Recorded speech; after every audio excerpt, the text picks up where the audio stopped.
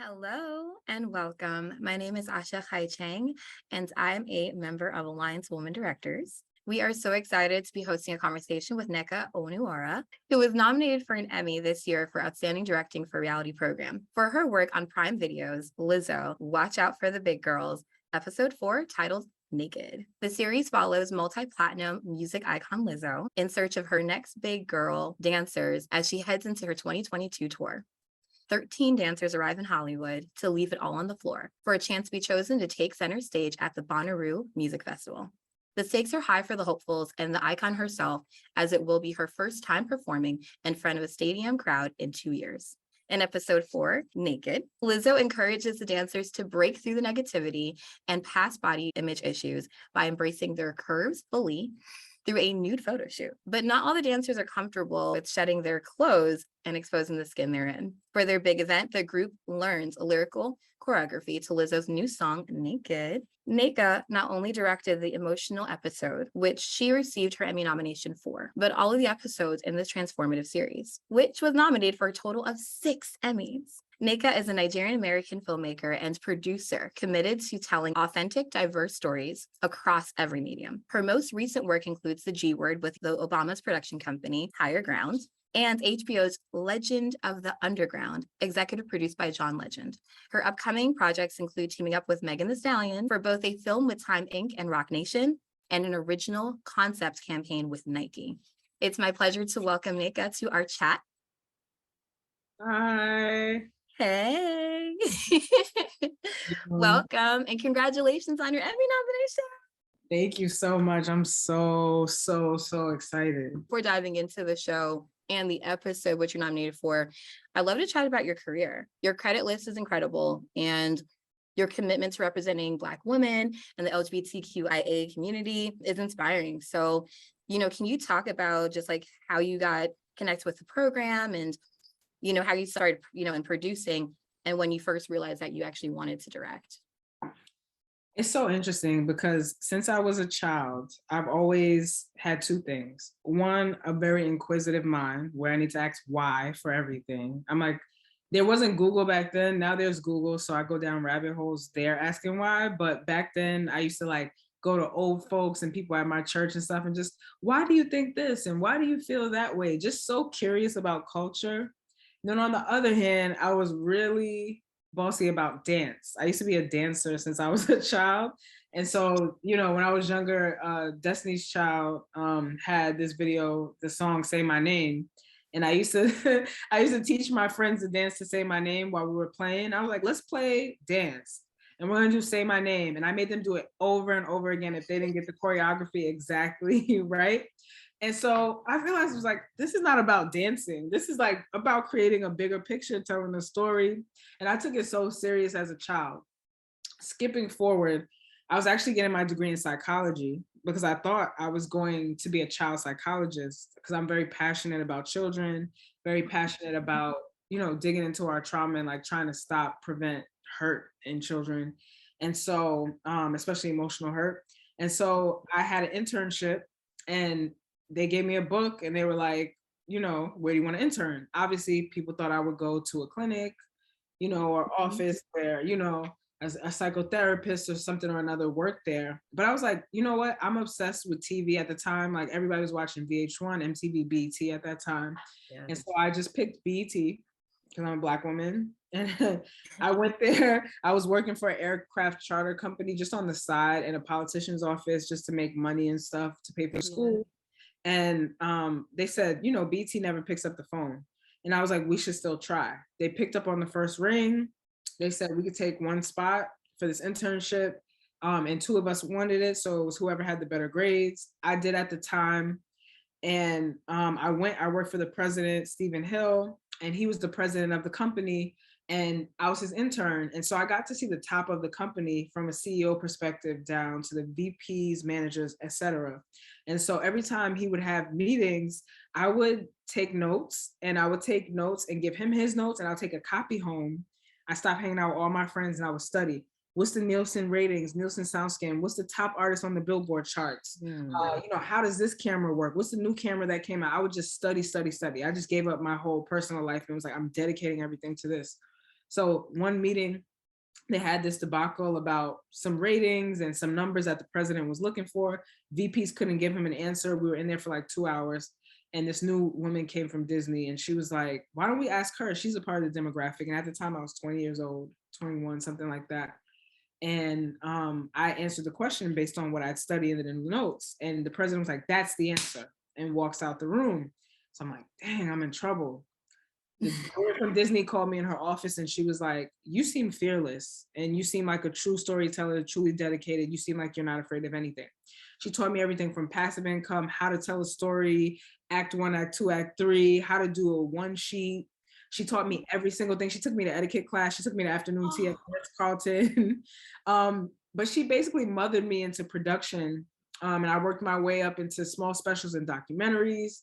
And then I did Black Girls Rock Awards, which was about the empowerment of women. And when I was working on Black Girls Rock, while I was there, I was like, I want to do more stuff that feels like this, where we're empowering each other and telling stories that don't get told. Because I'm pitching things and they're like, no, let's just do another thing on this artist. And I'm like, we need to do something more. So I literally took the cameras in the evening and I would interview people to do my first documentary, The Same Difference, which was about lesbians who discriminate against other lesbians based on a heteronormative policing of gender roles. And I got Snoop from The Wire in there. I got a bunch of celebrities that would come over to 106 in Park sometime. I would just be like, can I interview you?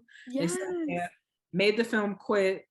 My film got licensed by Viacom, so I was able to start my career. And then I went to like 200 and something cities over like a year and a half, all different countries, to start my career. And I started realizing that I was causing a cultural conversation that was initiating change. And I said, this is what I'm supposed to be doing. This feels right. This feels like me. I grew up in the Black church. Community and giving and taking care of each other was something that I grew up in.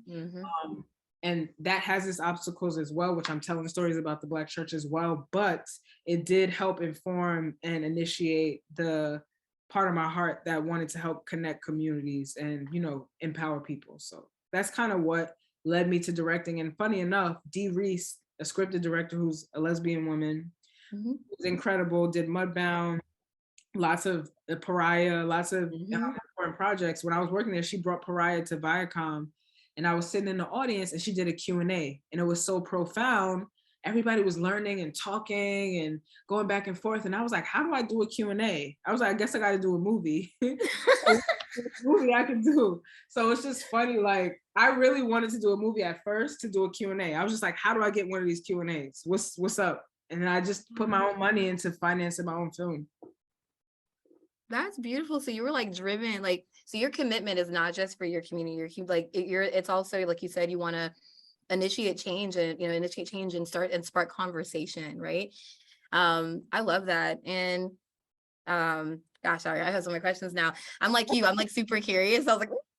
So I love that too, because it's almost like you brought it on. Look at that, we're having a Q&A right now. I mean, maybe the whole community, right, in this room, but hopefully, when people actually watch, look, listen to your interview, listen to your journey, they too can be inspired. All right, cool. Let me get off. I got excited. But speaking of strong women like that, I would consider the woman from Disney like your mentor, right? Absolutely.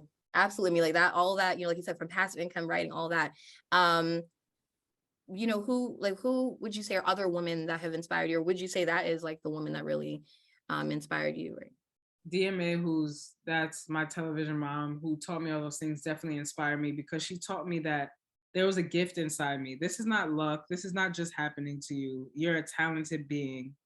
And she helped me recognize myself. So she's one of them. My grandmother, my Nana, since I was a kid, she's the one who, when I was at church, she'd be like, go up there and speak. Go up there and introduce this person. Get up there. And anytime I was even a little bit nervous, I didn't have the opportunity to shut down and be afraid. She taught me self-love. Every day she affirmed me. That's why child psychology was so important to me, because I'm like, imagine being affirmed every day. Some people get put down every day. And my grandmother focused on you're special, you're unique, you're this, you're that. And literally she would take church programs and she would make me create the church program. How does the service need to go on Sunday? And as you know, church is also a business, but it's like an emotional build that they're trying to get you to by the end of the program. And so in creating those programs, it was kind of like creating a format for show or anything else that you would see in entertainment. And so I feel like that was such an inspiration to creating content or movies or whatever is what we did when we, when we grew up at the church. So that was an inspiration to me. And I'm also inspired by Bob Marley. I'm Jamaican, so it makes me proud. Go on. Bob Marley and Tina Turner. I love her tenacity and strength. I was watching the Tina Turner play on Broadway the other day, and somebody was like, Tina Turner is like the next female Mick Jagger. And she was like, maybe Mick Jagger, is the male Tina Turner. She said something like that. And I just love that fierceness about her nice strong arms and her dance moves and that rock and roll edgy spirit. So those are like some of the people that innately really spoke to me as, just a woman growing up. That's amazing. Let's also dive in more to like, Lizzo's Watch Out for the Big Girl, because Lizzo's also like, an inspiration out there. There is so much Black girl magic on the show, right? Everything from right from the producers, Lizzo, the dancers, you. Can you take us behind the scenes to like to how you actually first became part of the project? What I will say is without women of color, I wouldn't be on this show. Maya Coy and Micaiah Green and Micaiah Green, the two of them I met separately at Macro Studios at a certain point. I'm doing a church film with them, and they both were trying to find a director with Amazon and Lizzo to join the show, and they were like, Nneka used to dance, da, da, da, da. So them as well as Amazon, as well as Lizzo hit me up. I've been asked to do a Lizzo project a couple of times and timing didn't work out. At that time, she was doing a documentary. And so, they came and asked me what I could bring to it. And I was like, I've never done the reality genre. So when I pitched it as a docuality. I said, we're going to make this a docuality series. And what that means is we're going to let the story lead versus the format leading. So many times you see these story beats from reality shows and it's all about this person's the villain. And then on this episode, we're going to put this person in this house and we're going to create this tension here. And no, it was all about positivity. I could never break down Black women, especially beautiful plus size women, like never. And so I was just like so enamored, like that they would call me to make this. I used to be a dancer before I directed. And Lizzo, me and Lizzo both have the same personality in terms of being rambunctious and off the cuff and honest and bold. And so I felt like I could bring that ethos to directing this project and tell these girl stories in an authentic way, because all the girl stories I've intersected with pieces of them in my life at a certain point. And so I felt like I could bring honesty and authenticity and some good technical visuals to it and make it fun and bold. So that's like, they called me, I pitched that back to them about the docuality. I talked about I wanted it bright colors. I talked about I wanted it immersive and I wanted to do something different with it. And, they brought me on. And, sometimes when you do things, people are scared when you do something new, but I was like, guys, y'all gotta trust me on this one. We got to take this to a different type of vibration because this is going to be revolutionary for so many women, as they knew. And it was a part of Lizzo's dream. So I just wanted to do it justice. Wow. You literally took the words out of my mouth because I was going to talk about that. I was like, wait a minute. I'm like, Nick is a groundbreaking documentarian. Like, how did you bring that into space? And then you just answered. You're like, yeah, that's how I pitched it. And I was like, okay, that's why I really feel this show, right? And then also too, I know that, it's a passion of yours to give the voice to the voiceless, which you did a great job in this show. How did you balance that coverage though? Like, how did you balance the coverage of that emotion as well as the in motion moments, throughout the show? A lot of directors do a shot list or they sit behind the booth and call shots to each person. I'm very specific. I feel like creators are supposed to be allowed to be creative and use their agency within your vision. So my camera team, I was like, I'm not just gonna call every single shot in your ear. Hey, you over here, you're romanticizing all the curves. While they're dancing, you're focused on the romanticizing of the body, curvy women. If you see something jiggle that's beautiful, let's get it in slow-mo, let's get it in fast mo, let's get up close to it. we need to see the details of it. That's beauty. And so like a lot of those cinematic shots you see in the promo in the first episode, that was from a camera that was solely there to romanticize the bodies of the women. Some people were there to cover story. You stand here, you get these 3 girls, you get those 3 girls. I took the cameras off. I didn't like the whole zoom lens thing. I feel like it's too like static and too like outside of things. I said, take these zoom lenses off. Everybody's like, but what if it's from afar? No, I want my shooters to participate in the action because that creates the energy and tension between the audience and the shooter. So I had a method to it, and I'm sort of like an alchemist about creating content. And so I was really like, I watch things unfold. I see how things play into each other. I see how the girls dance compared to the camera, because what that does is allow the viewer to come into the experience. So that intimacy allowed us to see the dancing up close. All the people who are at home stuck in COVID and couldn't really get outside, it made them feel like, yes, I want to get up. I want to learn those dance moves. I want to be like these girls. Have, the camera there also capturing the emotion because they're so close. When you look at like an episode where Ari is just crying and letting out, everything in her class with Rashida and sensuality, the cameras were there pushing into the girls, sitting with the girls. I want the cameras to, if they're seated, sit down. Like I really focused on the camera has to be in the experience. The camera is a character in this project. So that was something I was very intentional about with the cinematographers, DPs, everybody, and made them a part of it so they could bring their creativity to that experience. So my shot list is in the people versus the paper. So I really like to go, and I'm like, I love jazz music. I love improvisation. I used to, I used to be a dancer. Improvisation is part of being a hip hop dancer, a praise dancer, all these different things. And so the unexpected and the authentic energy and what it brings out of you, I'm always prepared for that. Exactly. And like you just said with the vibration, it's a vibe, right? Like that's the thing. You're like, you want people to feel like they're in that room. And I mean, honestly, these big girls, like they brought it, all the energy. I was like, yes, I'm here with you. I'm here with you when you're dancing. I'm here with you. And you're like, I felt this way. I'm like, me too. So you did a great job. I don't know. Thank you. I mean, that's why you're nominated, right? I mean, let's dive more into the episode, actually. So for that particular episode, for Naked, when you were shooting it, did you know that it was going to be such an impactful episode? Absolutely. I knew every episode was going to be an impactful episode because these girls are so vulnerable, so honest, so kind-hearted. They had so much sisterhood.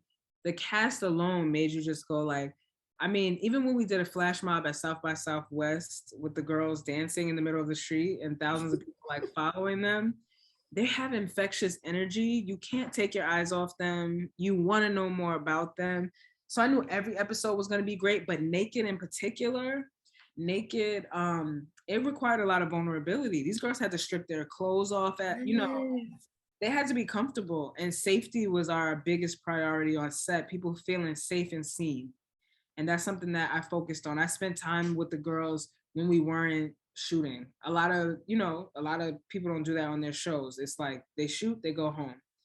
But these are people. These are, women of color. So I would spend my time, after we finish shooting and just spend time with the girls and just hear them, see them, and spend time with them. And so it was just like incredible to see how they like put their hearts out there with their dancing, put the words on the mirrors and broke through it. There was a lyrical dance element. We slowed things down a bit.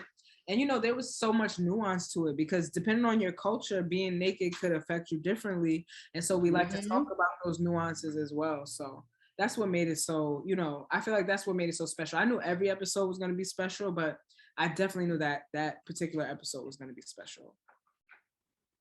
Definitely. I actually, that, as a fellow director, that was my question. I was like, okay, it seems like you poured so much into your cast, while you're able to kind of draw, like get them to be vulnerable with you, through the camera, through the lens. But also safety question, how did you navigate breaking glass on set and, or even navigating a nude photo shoot? Like, how did you approach that? Yeah. The nude photo shoot, we made sure we did it at a time where the girls were already going to be kind of comfortable, just with cameras, with filming. Also understanding that, like, sometimes when we would get someone who was uncomfortable, like in this case, Isabel, in this episode, And Ari. Make sure cameras turned away from Isabel, and I stopped and spoke to her. How are you feeling? Talk to me about what's going on, and assure them like they don't have to do things how everyone else does it. They can do their version of what that means to be raw and naked to them. And so that created some comfortability on set. And then with the glass, we knew we had one take, so we had to cover all angles that time, because once it's broken, it's broken. You know what I mean? There's no, because you want an authentic experience. I'm all about that. I'd rather things feel raw than feel like crafted. And so when you seen that take, that was a take where things broke, and we had to make sure we got a specific type of like, not, you know, real glass to make sure it can break through and they don't hurt their feet. And we made sure everybody swept everything up. So, you know, that when they were kind of getting, you know, evaluated after, that they wouldn't be hurting themselves. So yeah, so it was you had to get it right on that take. You know, it was one of those things. So, and we did. It was like a beautiful moment.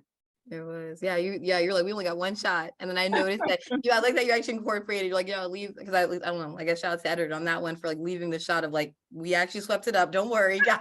Like, exactly. Like this really, and also too, for me, I'm like, oh, that really happened. That's how it also felt like no visual effects. This was real. They really broke glass today, y'all. So yeah, shout out to your team for that. Right. And actually, that's another thing I do want to mention. I'm going to list them off here.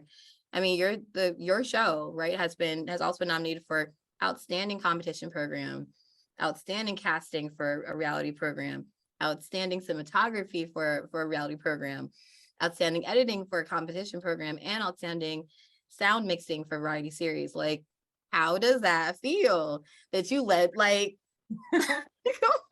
It feels amazing. I'm sure, you know, as women of color, like, yo, when they look at us, sometimes they like, you don't know nothing. Yeah. And not that was necessarily the case, but you do have some people who want to question your purpose and you making changes to doing things not how people have been used to doing them. I'm coming to people who are in unions who only know like press a button, and I'm telling you, get the camera and get in there. Yes, go, run, move, in there, out there. Yes, no, there's no zoom. You got to go and get the shot. That's it. And so that is different. And, you know, everything's different about me already compared to what I'm supposed to be, you know, in society's eyes. And so I think that created a liberation in the people on set, because they were excited to do something different, where someone's not just telling them point the camera here in their ear in a technical sense, but they're using their gifts and abilities to serve a bigger vision. And so I think that is a better way to experience a creative, because when everybody's creative energy is being put together, you get a better show because everyone's talented. So it's not just, you know, my voice and your hands, but what qualities knowing the strengths of my team and where they would shine was super integral to the success of the show. I'm so thankful for the entire team for all of their hard work. They worked very, very hard. It was a tight schedule. Yeah, I could tell. Oh, I have a question about your tight schedule. Hold on. But I definitely was like, that's what I kept thinking. I'm like, how, like, that's our job as a director, though, is to like realize the strengths of your whole team and like pull it out of them. And I love that while you were allowing, like you said, for you to kind of create that alchemy, that kind of, that while you were being creative and expanding and trying something new, you were like, yeah, you too, like, get in there. Like, I know you have it in you, you know, let's bring that out and bring it to the forefront. So shout out to you on that. Okay. So you are definitely representing for Black women, for, you know, the LGBTQIA community so well. Like, how do you feel your knowledge and sensitivity, you know, to how we're viewed, influence the success of the show? Right? Like, yeah. I mean, look at the category that I'm in. I'm the only woman. I'm the only person of color on the entire category.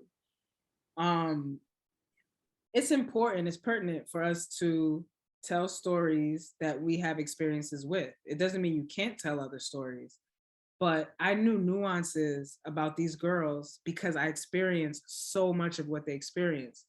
Even if relating to Jayla, she's a trans woman.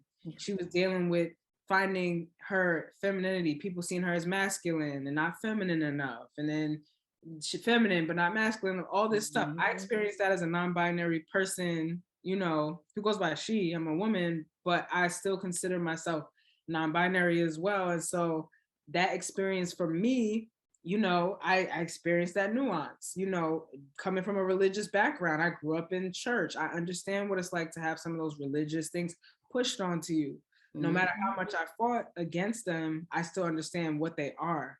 And so having those nuanced experiences helps you tell the deepness of their story, the richness of their story, and not just the commercial thing. Like, oh, this person is a part of the LGBT community. Tell a coming out story. You know, cue ideal coming out story. Cue. Right.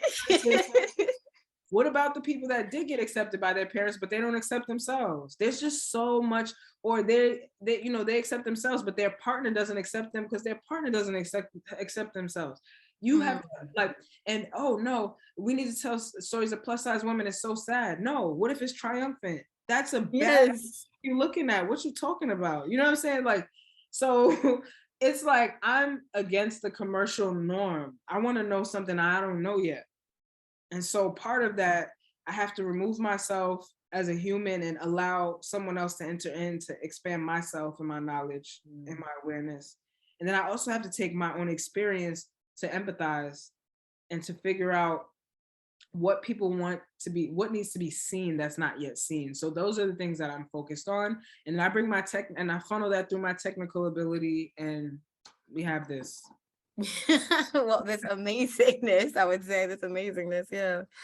And this is like really personal for me, because similar to you, I'm a filmmaker as well as I love making music videos, right? So when you were saying say my name, I was like, nope, don't mention it. It's true, I'm the same way. Okay, that's all right. So within the series, you also directed a whole music video. Ma'am, could you like walk me through what that creative process is like? I'm like, or you know that creating a show or even creating a series is, you know, like you're limited, you got crunch time. You put yourself in front of the lens and directed a whole music video. Yeah, please walk us through the creative. We still had to direct the show. Right. Yeah, the showrunner was like, yeah, we're gonna do this music video episode, and I think you should be in it. And I was like, me? Yeah. And then I was like, so direct the show, direct the music videos, 3 of them, and be on camera at the same time. Got it. So it was definitely a challenge, and it was one of the shortest production days we had. And so thank God I understood the girls internally, because, and what I did was, because we were on set all day for like 6 weeks, every single, like I was probably getting home at midnight, coming in again at 8 a.m. and still going to the gym and doing all this other stuff. And so what I would do, I had to create shot lists of what I would expect from the video, but the girls hadn't told me their idea yet. So the girls told me their idea on camera the day of. They did have no clue what their actual music video was going to be. We had the room, we had the props, and I had to tell my cameras on the fly. That's where my documentary experience comes in, because like I said, I'm improvisational, so I can literally shot list so quick in real time. So like you see Asia in her video with the dolls, she had a shot from up above the yes, over the bathtub, yes. Over the bathtub. I was just like, I'm inspired by like, you know, them Hype Williams videos back in the day. Yes. You know, I'm just putting it together, you know, doing my own dance, figuring it out. And I gave my team that directive and kind of what cameras they would need to have. And I was like, I don't know what I'm going to tell you. Have these cameras in place and we're going to jump in. So you see me, there's one moment where I'm looking at the girls, I'm kind of coaching them as I'm looking at my monitor, but I'm also looking at the monitor of me looking at the monitor. And I'm also looking at the music video to make sure it's at the right aspect ratio. Right. It was just like, wow. But it was like, I was like, who's in this challenge, them or me? Like, who is it? Like, it felt like I was in a show or something, but you were. So beautiful about it is I got to connect to the girls. That was my first time. I spent the whole day with the girls. So that created our whole relationship. They seen me around, we talked here and there, but that was the very first time where the girls they had me all day. They told me all their stories. They had to explain to me their creative. I had to make it happen. I coached them in it. And I think that's what made us connected. So that was like just super cool. Indeed, yeah. So I just wanted to highlight that because I'm like, can we just see how much of a boss you had to be to execute that? I'm only you know that. You do music videos. I do. Like 3. Plus, and then it was just insane. It was insane, but we did it. We knocked it out. Right, you pulled off with a cool head. I mean, because we saw you on camera, so we know that you pulled it off. I never thought that would happen. I was like, wow, I'm really on camera on this. Like the showrunner kept telling me, but I didn't process it till the day of. I was like, oh, they were like, yeah, we're gonna get you, blah blah, and I was like, wow, okay.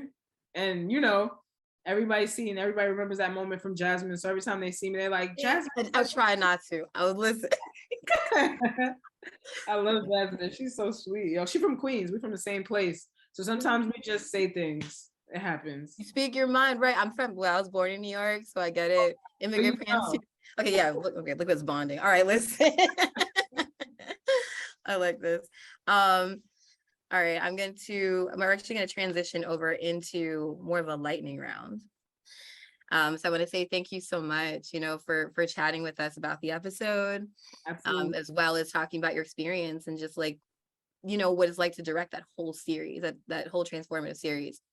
But before we go, we like to have our directors do a quick lightning round. So it's going to just be three questions in honor of the Emmys. Sure. Okay. What was your favorite childhood TV show? Woo, my favorite childhood TV show. I would say it's between Martin. And does it need to be a child show, or it could just be any show? Just a show. Okay. Yeah, between Martin and A Different World. Sorry. I'm like A Different World. Okay. Okay, let me not. All right. What was your favorite moment from the episode or series that you directed?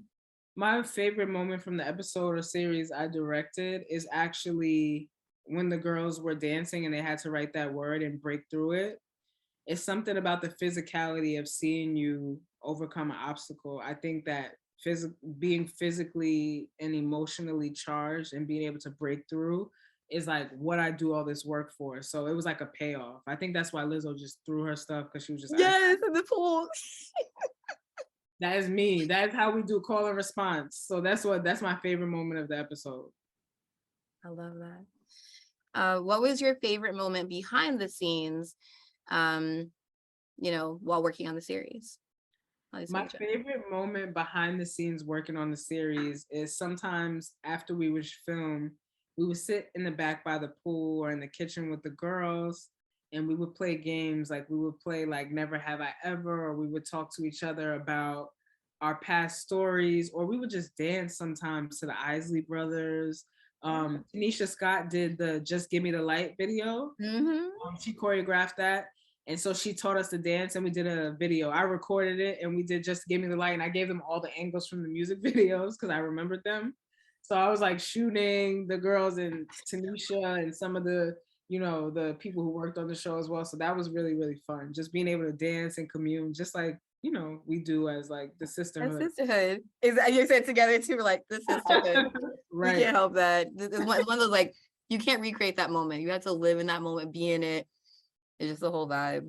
Exactly. I love this.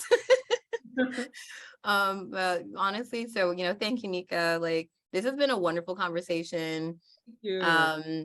And hearing your creative process, I know you're going far. Like, just hearing how, honestly, like, this is now coming from me. I know I have my little cue cards, but for me, I'm just saying that I truly admire you, and I'm really glad that I'm so glad that your work is being recognized. And I look forward to more things that you're going to create, right? Anyway, so what I mean to say, so thank you, Nneka, for this wonderful conversation and taking us behind the scenes of your Emmy nominated episode, Naked, and your creative process. So you can watch LIZZO'S Watch Out for the Big Girls on Prime Video. Make sure to tune in to the Emmys September 12th on ABC to learn more about the Alliance of Women Directors and to support our members. Visit us online at allianceofwomendirectors.org. Be sure to subscribe to our YouTube channel and follow us on Twitter and Instagram at AWD_directors. Thank you all for watching. Thank you so much for having me.